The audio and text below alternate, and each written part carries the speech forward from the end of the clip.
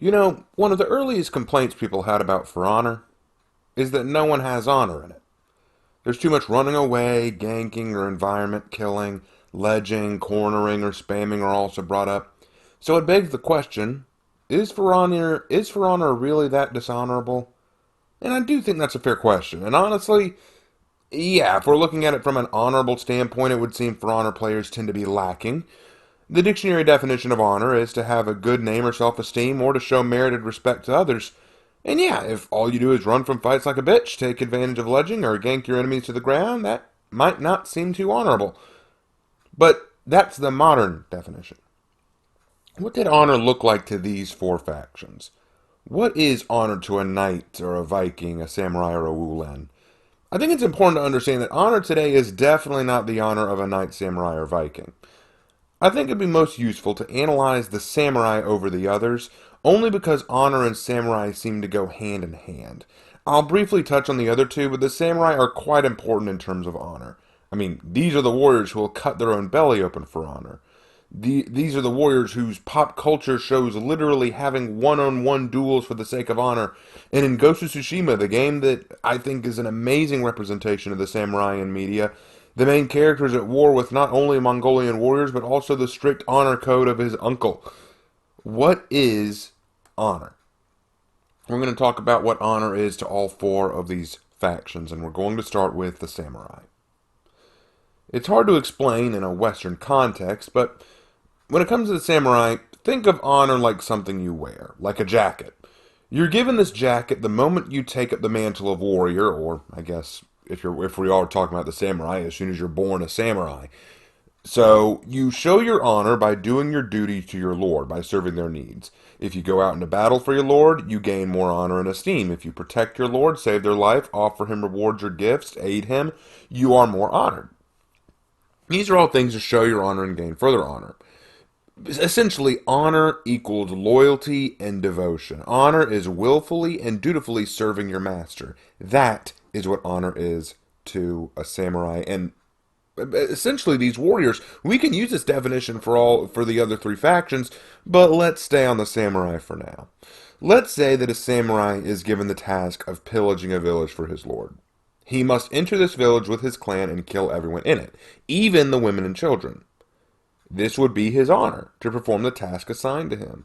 If a samurai was told to kill his own family because they were giving away secrets to rival clans, then it would be his honor to do it. And before you ask, yes, this was done once or twice.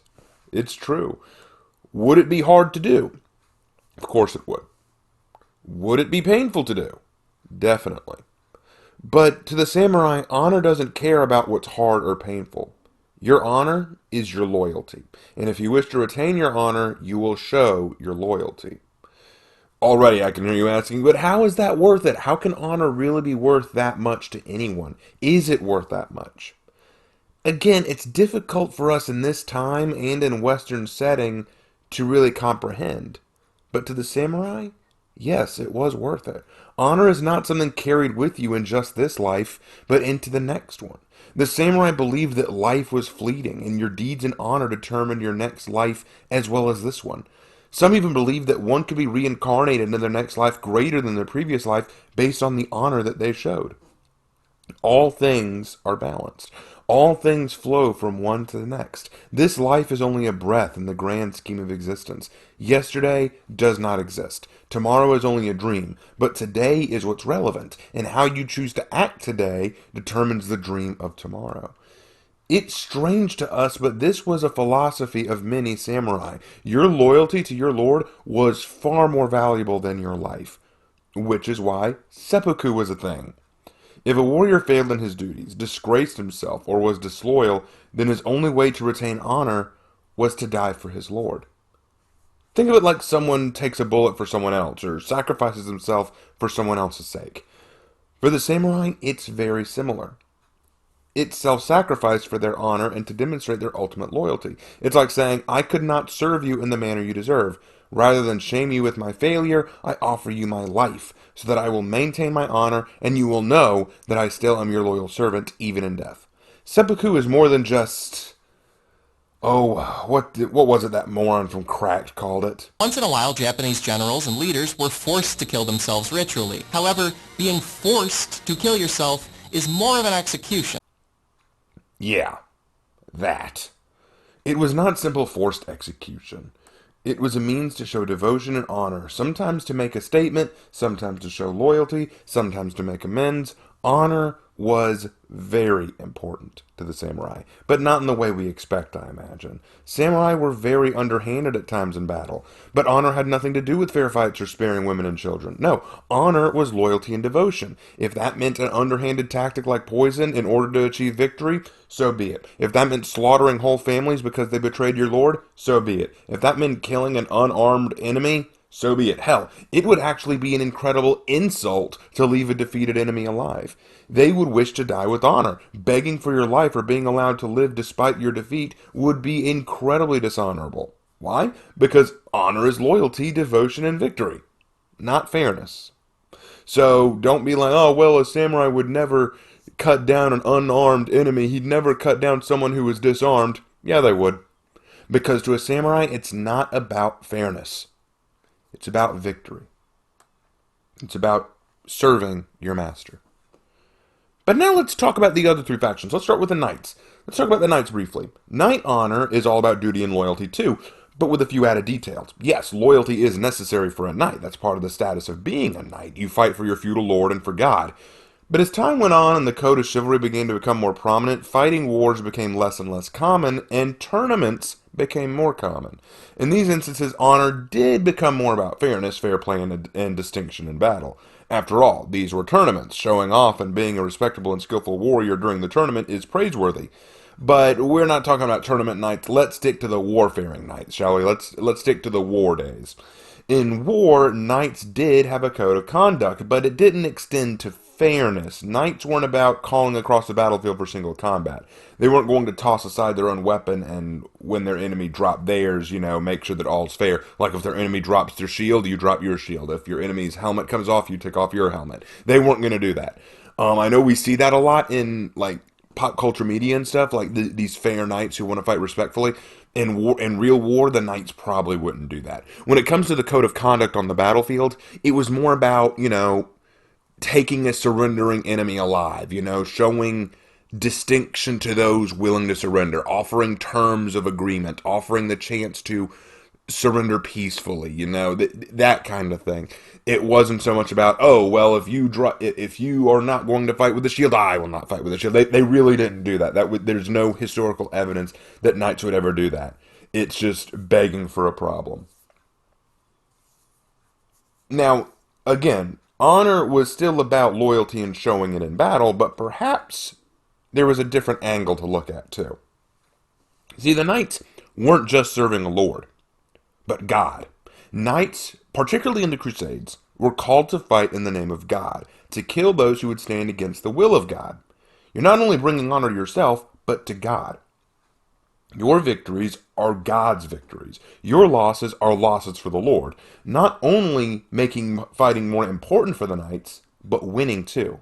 It was through valor and victory that knights were rewarded. We see them in the beginning of For Honor when Holden Cross knights the warden for valor in combat and loyalty.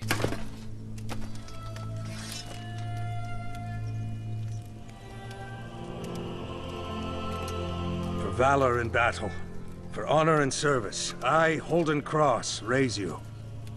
Stand, Knight of the Blackstone Legion.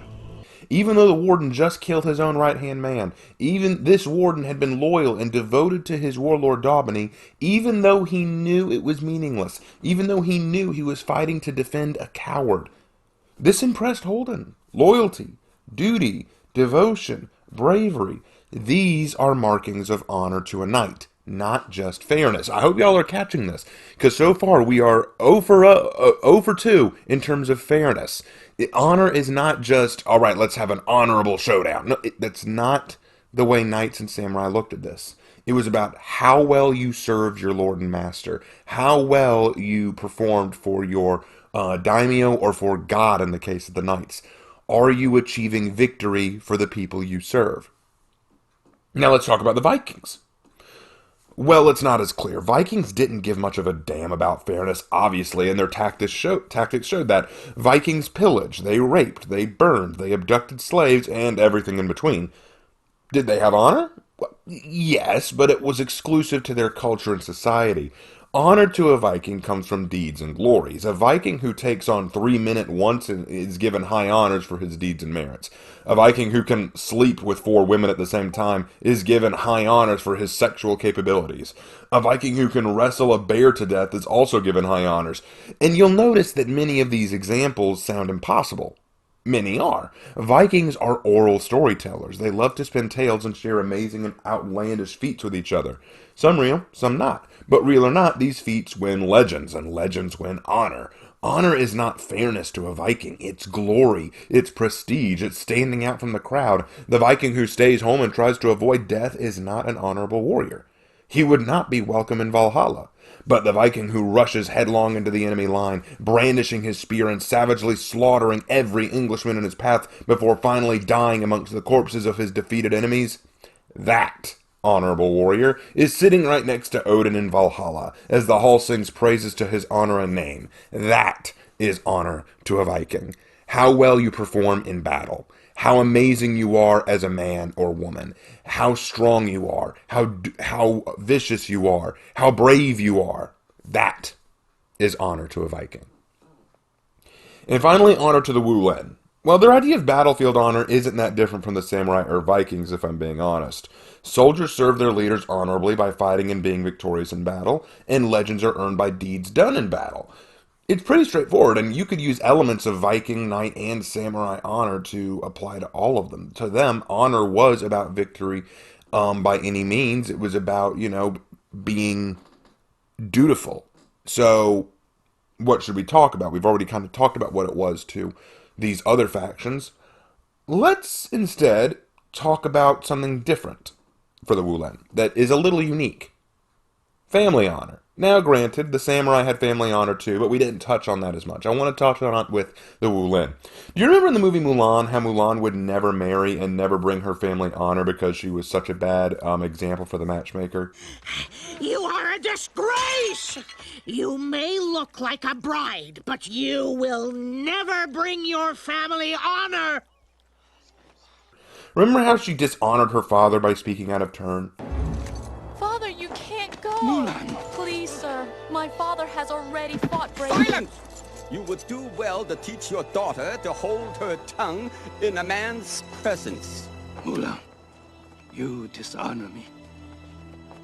Remember how it was the ultimate dishonor for her to take the place of her father in war? High treason! I didn't mean for it to go this far. Ultimate dishonor! It was the only way.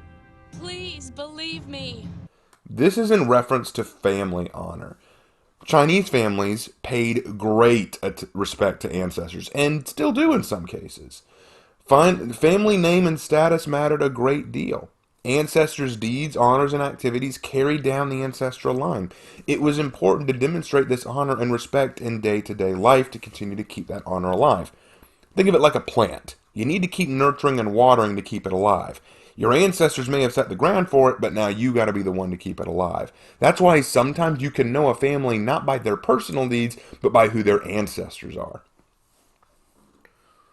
When Mulan speaks out of turn or embarrasses her father, she's shaming him, embarrassing him, making her father look bad, and by extension, she is making the family look bad, and therefore dishonoring the family. As sexist as it sounds, and again, different time periods, people, a woman's place was in the house, tending to it and working to get a husband and honoring his family as well as hers. Mulan failed as a bride, and thus would not be able to honor her husband's family or her own. She spoke out of turn in front of a government official and embarrassed her father, dishonoring him further, and then she takes her father's place, showing dishonor to the military by shaming it with a woman's presence. But now that last one, hard to really say. It wasn't that women couldn't join the military, because there were some women who did fight. Most women just didn't want to. You know how there's this kind of strong woman thing going on today? Women can do anything a man can do? Well, let's put it this way. If a general in China at this time, or most societies in medieval culture, I can't think of the knights, samurai, or Vikings being much different than this. And this general said, women can fight too, let's conscript women to fight. He would be the sexist one. Why? Because he's putting women in danger.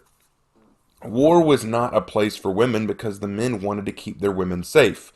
That was how the world worked at that time. You protected women, not make them fight your battles for you or fight beside you.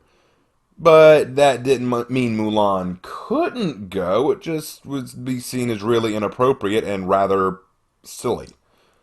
In the real story of Mulan, which again I need to do a full video on the story and movie, she actually never gets found out as a woman until her former comrades come to visit her at her home and find out there. And they're totally cool with it. So yeah, like I said, not as big a deal as the movie made it out to be, but again, granted, it's unconventional. I got off track, didn't I?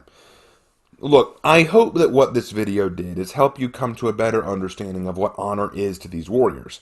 Now, I'm not saying that toxic or garbage tactics in the game are any fun. I can get mad at them too. But I get a bit miffed when people say, there's just no honor in this game. You know what these warriors would say to that? Honor. What do you know about honor? You, who has never faced true fear. Learn what honor is before pretending you are a warrior. Know this before you step onto that thin red path where no misstep is allowed. A path that only ends when your legs fail to support you, when your heart stops beating. A path where sadness goes along with pain, and where glory is the color of blood. This narrow path goes only one way. A way covered with enemies and brothers. And it will take you, without any shame, into the hands of death. For the name you were given, and for your descendants. For honor. See you next time.